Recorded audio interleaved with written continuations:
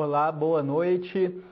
Falamos ao vivo aqui do Tribunal Superior Eleitoral. Daqui a pouco tem sessão plenária no TSE. Você acompanha tudo ao vivo aqui na TV Justiça. A pauta de julgamentos tem 32 processos previstos. A repórter Juliana Ribeiro tem mais informações. Hoje, o Tribunal Superior Eleitoral deve julgar o caso do prefeito e do vice-prefeito da cidade de Brusque, em Santa Catarina. Os dois foram eleitos em 2012, mas tiveram os mandatos cassados e foram declarados inelegíveis pelo Tribunal Regional Eleitoral do Estado. Eles são acusados de gastar com publicidade valor superior ao permitido em lei. O prefeito e o vice ainda permanecem no cargo e aguardam julgamento aqui na Corte Eleitoral. Ministro Gilmar Mendes. Procede de Brusque, Santa Catarina, recurso especial eleitoral 33645, sendo recorrente coligação Tenho Brusque no Coração e Evandro de Farias e Paulo Roberto Excel, recorrida coligação A Força do Povo. Encontram-se inscritos pelo recorrente coligação Brusque no Coração, Dr. Joelson Dias, pelo recorrente Evandro Farias, Dr. Rui Espíndola, de Santa Catarina, pelo recorrente Paulo Roberto Excel, Dr. Sidney Neves. Os eminentes advogados dos recorrentes dividirão o tempo. E pela recorrida encontra-se a recorrida Coligação à Força do Povo, Dr. Miguel Fiode. Então, os recorrentes podem já se postar diretamente à tribuna para iniciar o tempo de manifestação, dispensada a leitura do relatório. Falo pela coligação. E, como dizia, já vou direto ao ponto, para que depois possa se pronunciar Dr. Rui Espíndola, que desde a origem acompanha o caso. Prefeito e vice-prefeito de Brusque foram cassados. As imputações são duas. Gastos além da média anual com publicidade institucional e suposto abuso do poder de autoridade. A sentença foi pela improcedência da representação, parecer na primeira instância também pela improcedência, até que o processo chega no TRE, e o TRE então resolve, de maneira distoante da jurisprudência dessa corte, entender que a média com os gastos de publicidade em ano de eleição deveria corresponder ao semestre. Isso é objeto de manifestação do Ministério Público nessa corte, entendendo pelo provimento do recurso no particular, justamente porque esse entendimento do TRE de Santa Catarina, no sentido de que a média deveria ser pelo semestre, obviamente não se sustenta diante da jurisprudência dessa corte.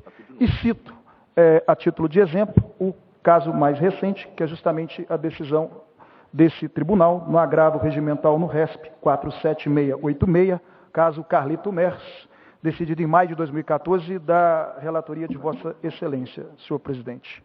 Pois bem, quanto ao abuso do poder de autoridade, o Ministério Público, muito embora nessa corte tenha entendido que o seu exame reclamaria o revolvimento de matéria fática, com todo o respeito, entende a coligação não ser esse o caso, por isso distribuímos aos senhores memorial um pouco mais alentado, até justamente transcrevendo trechos do acórdão recorrido, justamente para permitir a análise da perspectiva não do revolvimento da matéria fática, por óbvio que não, e sim do reenquadramento jurídico dos fatos. E no memorial que fiz chegar aos senhores, na página 8, nós temos, inclusive, transcrito pelo próprio acórdão recorrido, como dizia, o que constou dessa publicidade institucional. Notícias das instalações de unidades de saúde, obras do PAC, usinas de asfalto, calçadas, alimentação escolar, enfim, absolutamente pertinente a prestação de contas das realizações municipais. Tudo isso em período anterior ao período vedado, no primeiro semestre do ano das eleições, 3 publicações apenas, uma em fevereiro, uma em março e uma em abril, e o que é mais importante, em absolutamente nenhuma delas qualquer menção a nome, a imagem ou qualquer outro elemento que revelasse conotação eleitoral. Por isso, nos termos da jurisprudência citada também no memorial, mais precisamente a AIGE 5032 de setembro de 2014, da relatoria do ministro João Otávio Noronha, e também o recurso especial 44530 de 2013, da relatoria da ministra Luciana Lócio, é que entende que sequer foi configurado o abuso de autoridade nesses autos. Por isso é que se pede, então, o provimento do recurso. Muito obrigado. Doutor Rui Espíndola, agora.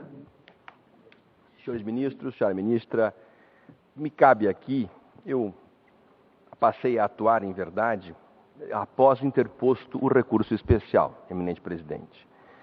E estudando os autos, aduzimos uma petição incidental em que aduzimos julgamento extra petita e decadência do direito de debater o tema por AIJE.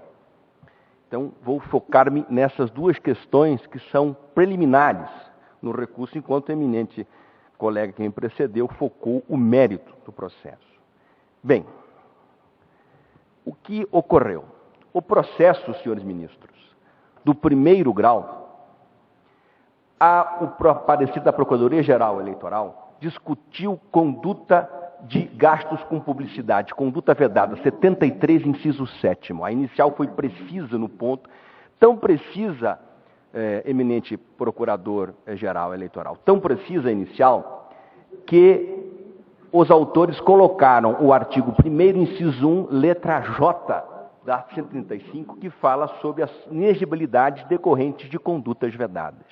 E precisa não só pela indicação desses dispositivos legais, porque a narrativa, a causa petende foi esta.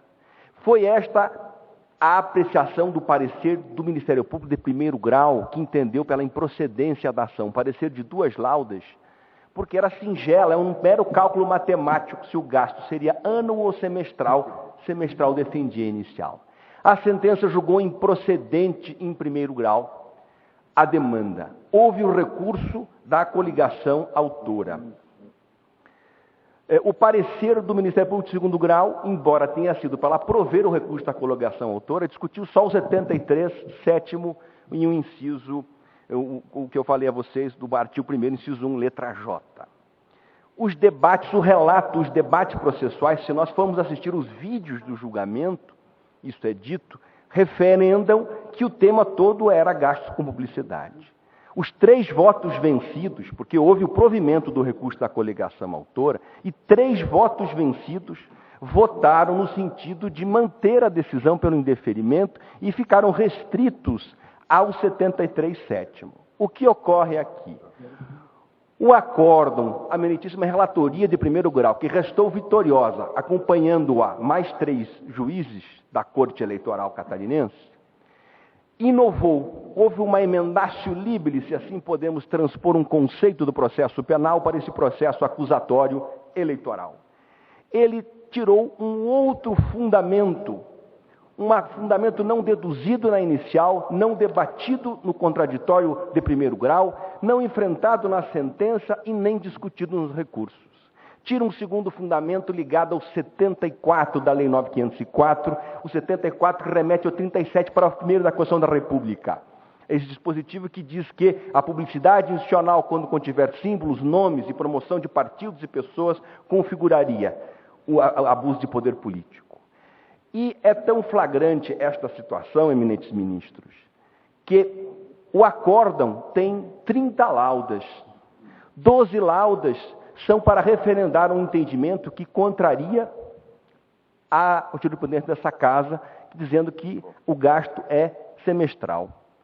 E o segundo fundamento são 16 laudas. Talvez o eminente relator, com todas as vênias, todo respeito, talvez cônscio de que o primeiro fundamento condenatório não seria suficiente para manter a condenação, retirou um outro fundamento, mas aí o fez extra petita.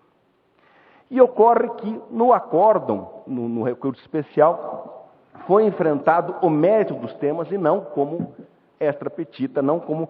Aí nós trouxemos como questão de ordem pública. Vejam, senhores, que se eventualmente for improvido pelo fundamento do abuso de poder político, se restar a condenação, o recorrente terá uma ação rescisória perante esta casa, porque depois da 135, qualquer condenação por esta corte gera inegibilidade, e há uma ação rescisória. Então não há razão para nós não conhecermos disso em recurso especial eleitoral, que como eu tenho defendido, escrito e falado sobre isso em vários lugares, onde eu tive a oportunidade de discutir processo eleitoral, que é uma matéria a mim muito cara. Só noto que faltam menos de 2 minutos. Sim, obrigado, excelência. O processo eleitoral não pode simplesmente abastecer-se das súmulas e dogmática e doutrina do RESP, do STJ e do REX, do STF.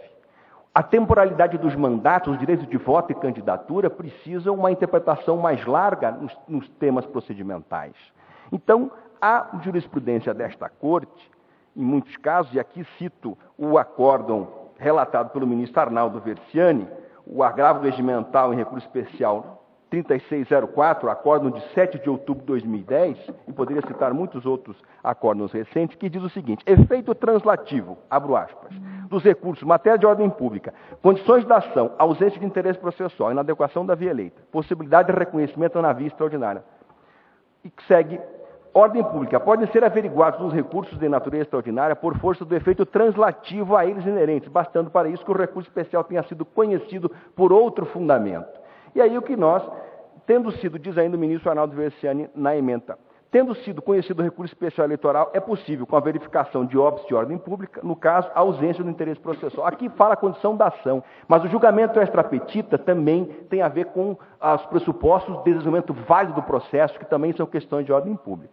Então, viemos aqui em nome do vice aduzir esta questão incidentalmente, conhecido o recurso especial, né, pelos demais fundamentos de mérito, que se reconheça também, decote-se do acórdão recorrido este fundamento e que esta casa, e é possível a nulidade apenas parcial só deste capítulo, né, sem repetição do ato no regional, para que apenas essa corte conheça o tema do 73.7, que é o legítimo. Muito obrigado. Agradeço.